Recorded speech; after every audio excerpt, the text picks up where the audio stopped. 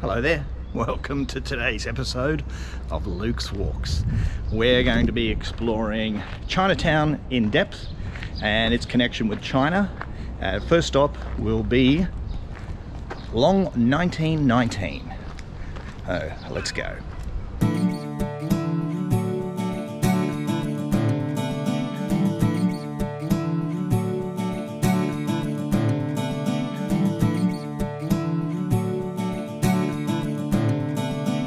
Today's video, I originally had some concepts and ideas. I just wanted to do a video about Chinatown, but then I started reading about the history of Chinatown and my imagination just grew and grew as the information increased.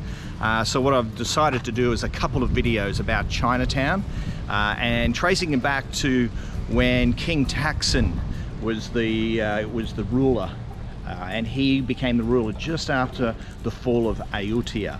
So that's where I'm going to pick up the story. So the original idea was to do one video about Chinatown, but it's such an interesting story, I'm going to do a few videos. So I hope you enjoy the journey with me.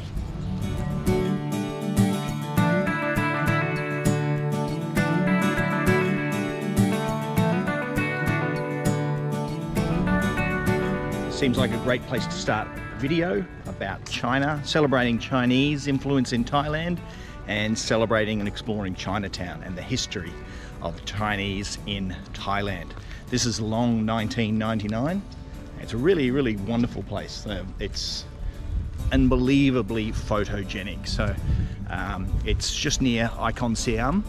So you can get here via the Chao Phraya River, or as I did, you can come here by road. Either way, it's worth a trip. It's really cool. I'll show you around.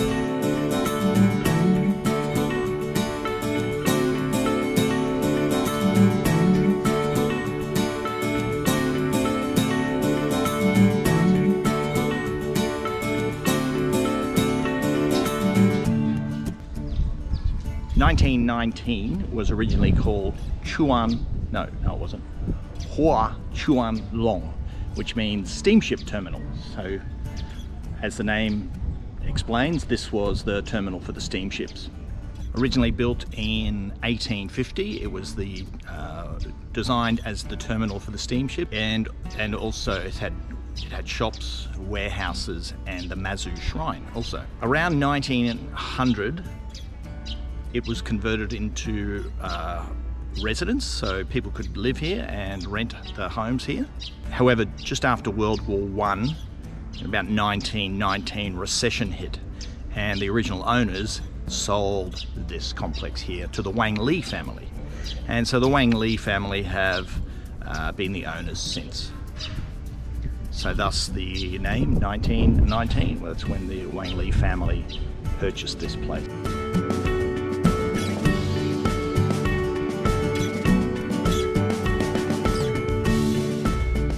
Mazu is a Chinese sea goddess, and this sea goddess looks over the safety of the ships and the seafarers as well. Hence the significance of the Mazu Shrine being here at the port area.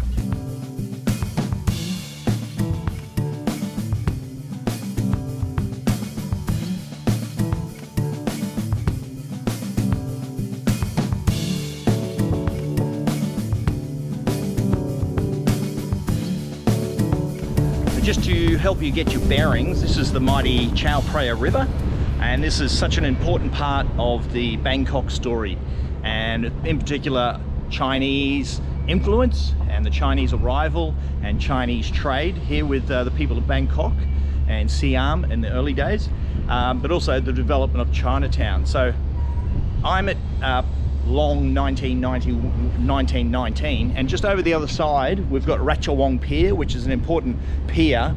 That's where the Chinese immigrants came, and this is where a lot of trade happened. And also over the other side of the river is Chinatown, and just downstream a little bit we've got the Bun Ruck area, which I'm doing a series of videos about at the moment. And even further down, we can't quite see it, but it's it is the King Taksin Bridge.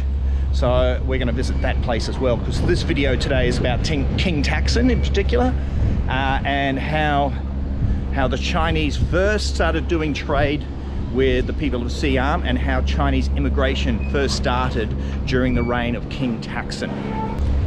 On another note, this river is such a fascinating place. If you ever get a chance, there's so many cool restaurants and cafes and even the odd pub that you can sit and enjoy a nice meal or a beer or a glass of wine or a gin and tonic and watch the sun go down, or just watch the busy river. It's so interesting, this river.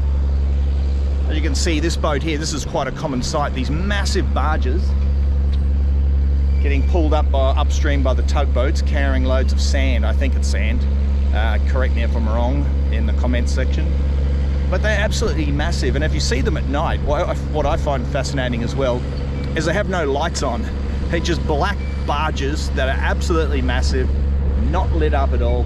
And then you watch the how they navigate, how the other seacraft navigate around them. It's just chaos. It's so interesting.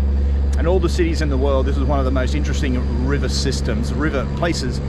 This is one of the most interesting places to sit and watch watch what goes on.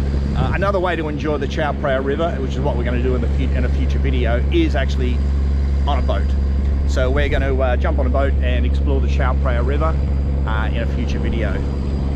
Here comes the barge, tugboats dragging it upstream. So you see the big barges here now. They're pretty high out of the water. When they go upstream, they collect the sand, the gravel, and then they come back downstream, and the water is way up to where those tires are. So they're absolutely full to the brim. They're overloaded there.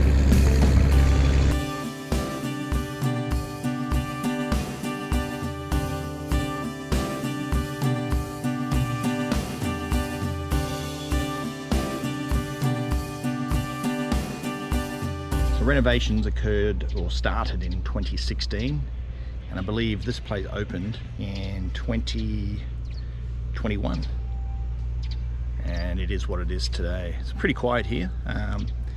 So I'm here on a weekend and there's not that many other people around, so mind you, I am here in the middle of the day, which is a bit stupid of me. It's pretty bloody hot.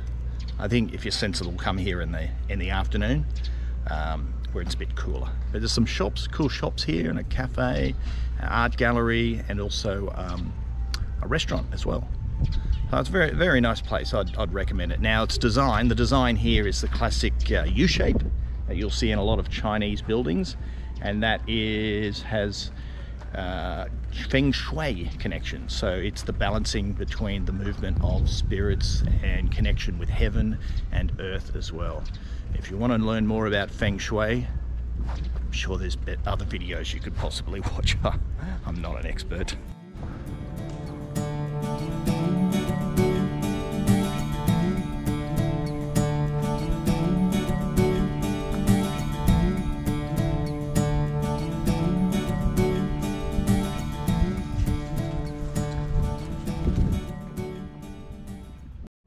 This is Qigong, and it is the goddess of heaven and earth.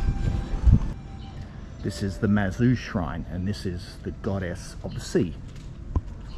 So for today's exploration, we're going to start at King Taksin Bridge, then we're going to head over to King Taksin Shrine, and after that we're going to head to Thonburi Palace, which is the where King Taksin set up his palace. And I'm not sure if we can access it. I did read something about it's only open certain times of the year.